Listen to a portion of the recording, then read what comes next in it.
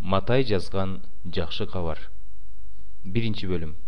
Иса Машаяктын санжырасы. Ал Дөөттүн уулу. Ал Ыбрайымдын уулу. Ыбрайымдан Ысхак, Ысхактан Жакып, Жакыптан Жүйүт жана дагы башка балдар төрөлгөн. Жүйүт менен Тамардан Перес менен Зирак төрөлгөн. Перестен Хесрон, Хесрондон Рам төрөлгөн. Рамдан Аминадап, Аминадаптан Нахшон, Нахшондон Салмон төрөлгөн. Салмон менен Рахаптан Бууз төрөлгөн. Бууз менен Руттан Обейт төрөлгөн. Обейттен Жишай төрөлгөн. Жишайдан Дөөт падыша төрөлгөн. Дөөттөн Сулайман төрөлгөн. Сулаймандын энеси мурун Уридин аялы болчу.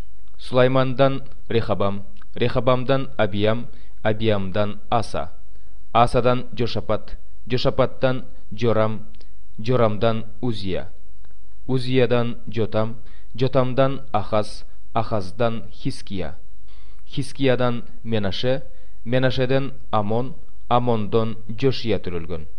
Бабыл өлкөсүнө туткундалып бара жатканда Жошиядан Жаяким, Жаякимден Жаяхин жана дагы башка балдар төрөлгөн. Бабыл өлкөсүнө туткундалып баргандан кийин Жаяхинден Шалем төрөлгөн, Шалемден Зоробабыл, Зоробабылдан Абыют, Абыюттан Илияким, Илиякимден Адзор, Адзордон Садок, Садоктон Аким, Акимден Элиют, Элиюттан Элазар, Элазардан Матан, Матандан Жакып төрөлгөн. Жакыптан Мариямдын күйөөсү Жусуп төрөлгөн. Мариямдан Машаяк деп аталган Иса төрөлдү. Ошентип Ыбрайымдан Дөөткө чейин бардыгы болуп 14 муун, Дөөттөн Бабыл туткундугу убагына чейин 14 муун, Бабыл туткундугу убагынан Машаяк төрөлгөнгө чейин 14 муун. Иса Машаяктын төрөлүшү мындай болду. Анын энеси Мариям менен Жусуп баш кошууга убадалашып койгон. Бирок алардын никеси кыйла электе Мариямдын ыйык рухтан кош бойлуу болгону белгилүү болду. Анын болочок күйөөсү Жусуп адил адам болгондуктан Мариямды эл алдында уятка калтыргысы келген жок. Ошондуктан ал Мариям менен бекиткен убадасын жашыруун бузууну ойлоду.